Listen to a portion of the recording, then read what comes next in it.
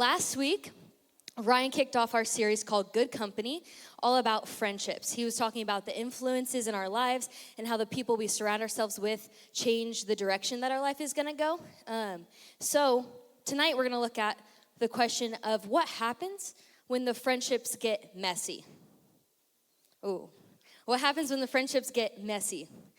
Have you guys ever typed a text out and you're like, I really need to send this to tell this friend what I'm thinking and all the things that they did to hurt me and all of these things? Or maybe you just a scary text, a long paragraph you've been crafting together. You typed it out multiple times and then you ended up deleting it, but then retyped it and then you showed it to a friend and was like, does this sound mean? But then you ended up just deleting it anyway and never sent it. I'm sure we've done that in some way. It's kind of like hard conversations are kind of like ripping off a Band-Aid. Do you guys like ripping off Band-Aids? No, they're not fun. We all know it needs to happen, right? But we hesitate to do it. We don't want to do it because it stings, right? But what if when we do that, we don't, in hard conversations, we do this because we think about everything else. Like, let's say we go to send that text and we hit send. We don't hit send because we're scared to send the text. We're scared to see what happens after the fact, right? What if they get mad at me? What if we lose the friendship? What if it makes things weird? What if they look at me differently? All of these questions. You see, it's just like a Band-Aid. The longer we wait to pull it off, the harder it is, the more it hurts, the more it stings. You know, like when you're out in the sun, you have a Band-Aid on, and it's like all the sticky stuff gets stuck to your body, and it is just horrible. And then you have sticky stuff all over you. You see, the longer we wait, the more awkward the conversations get, the more hurt can build up, the more space we have for misunderstandings to get in the way. You see, we all want real and honest and open friendships, right? We can all agree on that? We want real friends who stick around. But if that's true, why do we avoid the very conversations that help build those friendships? If we want all of the friendships that are real, we want the people who stick by our side, we have to have those conversations. But it's inevitable. We're humans, right? We're going to make mistakes. We're going to face conflicts. Some people are going to hurt us. We're going to hurt other people. And sometimes it's just all a big misunderstanding. But we're never going to know that unless we have the conversation. So if I were to ask you, are there any fears that you have that you're facing when it comes to handling conflicts? You don't have to say it out loud, but just think to yourself, if I had a fear about how to handle conflict, what would you say? I think we don't avoid hard conversations because we don't care, we don't want to have them. I think it's because we're scared about the other side of what would happen after we had it. Maybe you thought, what if those people look at me differently? What if it causes weird tension in the friendship? What if they get mad? What if we lose our friendship? What if I'm just being controlling? How do I know the difference? Or what if it just makes everything worse? Maybe one of these has happened to you before. So you're worried if you do it again, it's just not going to fix anything. You see, fear keeps us silent. Fear keeps us silent. So if you have your Bibles today, we're going to be turning to Matthew 18. So while you're getting there, I'll just give you guys a little context. If you're also taking notes, the title of my message is Rip Off the Band-Aid. So if you like to title your notes and make it cute and pretty like I do, Rip Off the Band-Aid is the title of the message today. So in Matthew 18 at this point, Jesus is talking to his disciples, and he's teaching them all about how much people matter to God. He's also been teaching them humility, caring for others, pursuing people who stray off and wander off the path. So it only makes sense that the next thing he talks about is what to do when the relationships get a little messy. So instead of just leaving the disciples guessing and wondering what the next step is, Jesus gives them a roadmap and kind of a step-by-step on how to handle conflict God's way. So if you're in Matthew 18, say I'm there. Say hold up if you need a little time. Okay, I'll wait. Anyone want a Band-Aid? Oh, anyways. All right, are we there? Are we ready? Just pretend that was a good throw. All right, we're starting in verse 15. It says this, if another believer sins against you, go privately and point out the offense. If the other person listens and confesses it, you have won that person back. But if you are unsuccessful, take one or two others with you and go back again, so that everything you may say may be confirmed by 2 or 3 witnesses. If the person still refuses to listen, take your case to the church. Then if he or she won't accept the church's decision, treat that person as a pagan or a corrupt tax collector. I tell you the truth. Whatever you forbid on earth will be forbidden in heaven, and whatever you permit on earth will be permitted in heaven. I also tell you this. If two of you agree here on earth concerning anything you ask, my Father in heaven will do it for you. For where 2 or 3 gather together as my followers, I am there among them. All right. I love this passage because Jesus doesn't just tell them to go and have the hard conversation. You can figure it out. But he gives them kind of a step-by-step on how to approach conflict. So have you ever wondered, like, how to do it God's way? Like, how to have that conversation, maybe when to have that conversation? Like, how do we rip off the Band-Aid when it comes to having tough conversations? The first thing we need to do is to check your own heart. You see, before Jesus tells us what to do, he first cares about how we do it. The reason why he's talking about conflict is because he knows that we would handle it a little bit differently if we were just doing it our own way. So he shows us the importance of conflict. That's why he's breaking it down for us. Because here's the truth. You can say the right thing with the wrong heart. You can say the right thing with the wrong heart. Before you have a hard conversation, don't just ask, oh, what am I going to say? I need to make sure it's all crafted perfectly. You have to ask, why am I saying it? Ask yourself, am I doing this because I genuinely love them? Or is it because I'm frustrated? Or am I trying to help them? Or am I trying to prove that I'm right? Or maybe am I trying to point them towards Jesus? Or am I just trying to get my own way? Matthew 7, verse 3 through 5, it says this. And why worry about a speck in your friend's eye when you have a log in your own? How can you think of saying to your friend, let me help you get rid of the speck in your own eye when you can't see past the log in your own eye? Hypocrite, first get rid of the log in your own eye, then you will see well enough to deal with the speck in your friend's eye. Kind of a crazy passage. You see, he's not saying to ignore what happened, move on, forget about it. He's saying, start with yourself. You can't help someone else get the speck out of their eye when you have a giant log in your own. Basically what it's saying, like, if you're dealing with stuff, the same thing that they may be dealing with or maybe similar, you can't help them to get rid of that if you're still dealing with it yourself. So check your heart first. So before you have that conversation, check your own heart. Proverbs 13, verse 20 says, walk with the wise and become wise. Associate with fools and get in trouble. So this not only means worry and be smart about surrounding yourself with the right people, it also means you can't help your friends walk towards Jesus if you're not walking towards him yourself. In other words, you can't lead your friends where you're unwilling to go yourself. So the goal isn't to be perfect before having these conversations.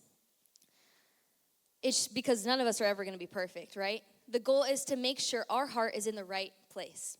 Because when your motive is love instead of pride, everything will change. You see, the condition of your heart determines the direction of your conversation. I'll say that again. The condition of your heart determines the direction of your conversation. So if your heart is full of pride, frustration, and anger, your conversation's probably going to reflect that.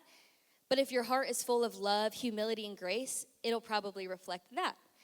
So before you check someone else's heart, check your own. So the first thing we need to do is check your own heart. The second thing we need to do is talk to them, not about them. Talk to them, not about them. The first verse in verse 15 in Matthew 18, it says, if another believer sins against you, go privately and point out the offense. So that's the first half of verse 15. I just love how simple Jesus makes this. He's not saying, go post about it, go tell everyone else about it, go type it in your little group chat. He says, go. He says, go have the conversation with the person. And I think it's so interesting because I think our natural response, and I'm guilty of this too, is usually the exact opposite. He tells us to go, but we go somewhere else. When someone hurts us, who do we go to first? Your best friend, your parents, your boyfriend, your girlfriend, your siblings, maybe your group chat, everybody else except for the person. I remember when there was a time where someone said something about me and it really bugged me and I couldn't stop thinking about it and it just replayed in my head over and over again. And I convinced myself as an overthinker that it meant I was just going through every single thing that it could have been. And I just convinced myself that it was this one thing. I just started getting so frustrated. I was like, this person hates me. We're never going to be friends again. And I even talked to other people before even talking to that person. And so I finally decided to go talk to that person. And they had no idea I was hurt. Like, they had no idea that I was going through these things. And they were like, why don't you just come talk to me? It was just one big misunderstanding. You see, I spent days carrying all of the weight of this assumption that could have been cleared up in a 5-minute conversation. I almost let my assumptions damage a friendship because I was afraid to have a conversation. Now, hear me clearly. I'm not saying never talk to anyone about it before talking to the person. I think it's good to ask for wise advice and go to people who might be a little bit better at giving you more guidance on how to handle the situation. Maybe it's a trusted parent or a pastor or a leader or another mature Christian. But I think there's a difference between asking for wisdom and then avoiding the conversation you should be having. I think sometimes we disguise gossip as like asking for advice. Ever done that before? I do it, confessions. But I think sometimes we disguise gossip as asking for advice because it's a little workaround on saying, oh, I'm not gossiping. I'm just talking about the situation. Have you ever wondered why Jesus tells us to go privately? The goal isn't to embarrass someone. It isn't to expose them or shame them. It's to protect the relationship. Going to someone privately communicates this: I care about you enough to come to you first. I care enough about you to come talk to you first instead of talking to other people. It shows that you care about the person. It shows that you care about their walk with Jesus, not just proving your own point and making sure that you're right. And I think this is where most of us, we hesitate a little bit because we know we should have the conversation, but we keep peeling back like the corner of the Band-Aid, and then we're like, okay, let me put it back down. And we wait, and then we overthink, and then we somehow think that it's just going to fix itself. But most of the time it doesn't. I think delayed conversations often become more difficult conversations. So the longer we wait, the harder it's going to get. And can I tell you that real friends, they will talk to you first before they talk about you. I think sometimes when we hear like, oh, a hard conversation, we think, oh, it's confrontation. Like I have to walk up to the person and tell them everything that they've done wrong. But that's not what Jesus is teaching. He's saying that a hard conversation, it doesn't have to start with, hey, this is what you did wrong. Sometimes it needs to start with like, hey, are we good? Like, can I tell you something you did or said that made me like feel hurt and like it hurt me in a way? Or I could be misunderstanding this, but I just want to like clear the air and talk to you about this. Hey, I've noticed you've been feeling a little different lately. Like, are you okay? Sometimes it's just making sure like you're talking about it rather than going and accusing the person. So you don't have to walk into the conversation assuming that you're right and assuming that you need to prove your point. You can walk into the conversation just wanting to understand the situation. So before you tell everyone else, ask yourself, have I talked to the person yet? And if the answer is no, that's probably your next step. So once you've had the courage to do that, Jesus reminds us that the rest of the conversation still has a purpose. So once they've kind of confessed what they've done or like kind of agreed to the conflict and the hurt, it's not about winning. It's about winning your friend. So the third thing we need to do is win your friend, not the argument.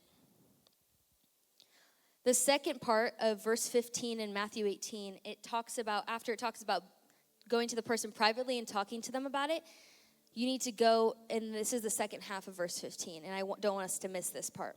It says, if the other person listens and confesses it, you have won that person back. See, I love that Jesus doesn't say, if they listen, then you win. Like you won the argument, you won the whole point. He says you have won them over. The goal isn't proving that you're right. The goal isn't trying to get the last word in. The goal isn't trying to make someone else feel guilty. The goal is helping someone move closer to Jesus and take that next step towards Jesus. You see, the goal is protecting your friendship. Can I be honest? There are a lot of things in my own life that I probably would still be doing, people I would still be hanging out with, and habits I would still be doing if it weren't for people who loved me enough to have a conversation with me. You see, there were habits that I needed to leave behind There were friendships I needed to step away from. There were even things that I thought were normal. A lot of things that we still think are normal that were actually keeping me from everything that God had for me. You see, the only reason why I started walking away from those things is because, I didn't figure it out on my own, but because God placed people in my life who cared enough to tell me the truth. They called me to more. They knew I had more of a calling on my life, that they couldn't just watch me just go off the deep end. They pointed out the areas where I wasn't living for God. And obviously those conversations weren't great to hear in the moment, but those were some of the greatest gifts I could have asked for. Because looking back, I'm so grateful that they cared more about who I was becoming than what I felt about what they had to say in that moment. They knew I had more of a call in my life, and they wanted to point that out. That's why in Galatians 6, verse 1 says this: "Dear brothers and sisters, if another believer is overcome by some sin, you who are godly should gently and humbly help that person back onto the right path. And be careful not to fall into the same temptation yourself." So it says gently and humbly. Because you can be right and still be wrong in how you say it. That's why in Ephesians 4 it says, "Speak the truth in love." Not just truth, not just love, but both. Because truth without love feels harsh, and love without truth isn't really love at all. Have you guys ever been told by your parents, or maybe someone in your life, in your family, be like, if your friends jump off the cliff, are you gonna go with them? Ever heard that? We usually say no, right? I don't wanna jump off a cliff. But that made me think, if I saw one of my friends walking towards a cliff, I probably wouldn't stay quiet because I didn't want to hurt their feelings, but I'd say something. Why? Because I love them. I don't want them going off the cliff. You see, love tells the truth. See, if you know on the other side of that cliff that there's habits and addiction and sin and things, maybe things that your friend has been freed from before, you know it's on the other end of the cliff, would you just let them fall again? No, you'd want to drag them as far away from the cliff as you could, right? The love tells the truth. And when we avoid the tough conversation, it only protects your comfort in that moment. But having the conversation where you can tell the truth will protect the future of your relationship. I think sometimes the most loving thing we can do for someone is have the conversation you've been avoiding. It's kind of like when you rip off the Band-Aid. That didn't hurt because I just put it on. But it stings, right? When it's been sitting there, it stings. But I also think that's where the healing can begin. And the same is true for our hard conversations. The conversation may be uncomfortable, but it also can be the beginning of healing. So don't fight to be right. Fight for your friend. If you know that they're not walking down the path that God has for them, call them out. Talk to them. Pull them as far away from the cliff as possible. Because the goal isn't to win the argument. The goal is to win your friend. But sometimes they don't listen. Later down in the passage, it says if they don't listen after that first part, to bring one or two other people with you. And if that doesn't work, then take it to the church. But he's not saying now go get more people to get on your side and to keep proving your point right. He's saying get wise people involved. I think it's interesting that Jesus keeps giving them another step. He doesn't just say, hey, you tried, give up, walk away from the friendship, they're not meant for you. He doesn't do that. He keeps giving you next steps because his goal is still restoration. He wants to restore that relationship. Now, that doesn't mean that every friendship will stay the same. Sometimes you need boundaries and all these things, and that could be another message. But there's a difference between getting wise people involved because you want the help and getting more people involved because you want them on your side. And I think Jesus shows us how to keep fighting for the person instead of just fighting with the person. And that's what healthy friendships do. So let me ask you tonight, who came to your mind? Maybe it's someone you need to forgive. Maybe it's someone you need to apologize to. Maybe it's someone you need to check in on because you know that they've been drifting. Maybe it's someone you've been talking about instead of talking to. Or maybe it's just been a conversation that you've been avoiding because you're afraid of how they'll respond. So this week, I want to encourage you, don't ignore it. Don't keep putting it off. Have that conversation. Rip off the Band-Aid. But here's what fear will always tell you. Just wait until the timing is better. Wait till you're a little bit more confident. Maybe it'll fix itself. It's not that big of a deal. Just move on. Let it go. Most of the time, those aren't the voice of wisdom. That's the voice of fear getting in the way. And fear always has a way of keeping us silent, while relationships slowly drift apart. So don't let fear keep you from the conversation that God is asking you to have. Because if you won't lovingly step in and have that conversation with your friend, someone else or the consequences of their choices will. And by then, the wound is going to be so much deeper than it had to be. They're no longer going to need a Band-Aid. They're going to need stitches. Imagine what our friendships could look like, guys, if we actually live this out. Imagine friendships where people were loved enough to tell the truth and to hear the truth. Imagine friendships where gossip was replaced with honest conversations. Imagine friendships where forgiveness came first and where trust began to grow deeper, where people helped other people become more like Jesus. Those are the kinds of friendships that I want to have. Those are the kind of friendships we're all invited to have. Not the friendships that never have conflict, but friendships that are stronger because they're willing to walk through conflict God's way. There's one last part of this passage that I don't want us to miss. At the end of the passage, it says, "From where 2 or 3 are gathered together as my followers, I am there among them." You see, I've heard this verse so many times. We talk about it all the time, and I think it's cool when you read it as the story. Like, it's talking about when things get messy, too.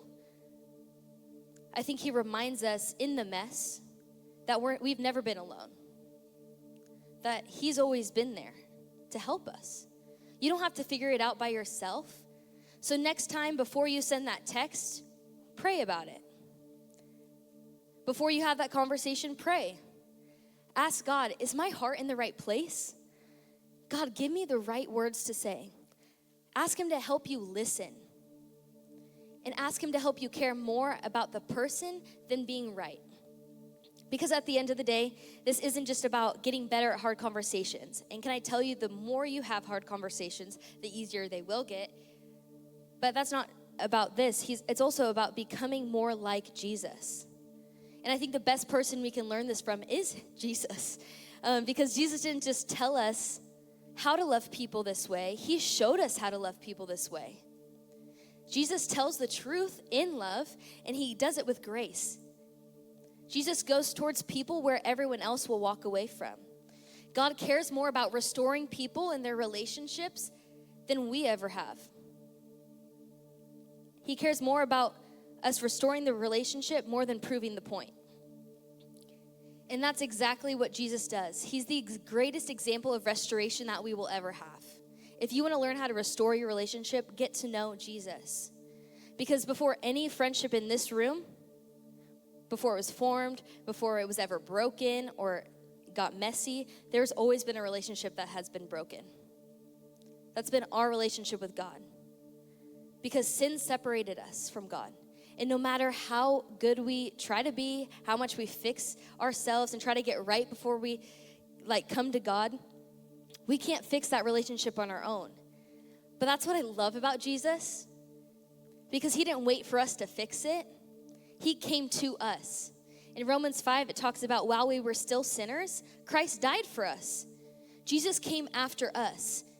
He went to the cross. He died for our sins and rose again so that our relationship with God could be restored, and so that we could learn how to have healthy friendships with the people in our lives. That's how much he loves us. That's how much he loves you. So maybe tonight you've been spending this whole time trying to think about that one person you have to have a conversation with. Maybe the most important relationship in your life right now is the one between you and God. Maybe you've never had a relationship with God. Or maybe you've known you've been far from God and you need to turn back to him. You see, the good news is you don't have to clean yourself up. You don't have to fix yourself. You don't have to get right and have all these habits in place. before you go to God. Jesus already made the first move, guys. He died on the cross for us. And tonight, you can make that decision to follow him.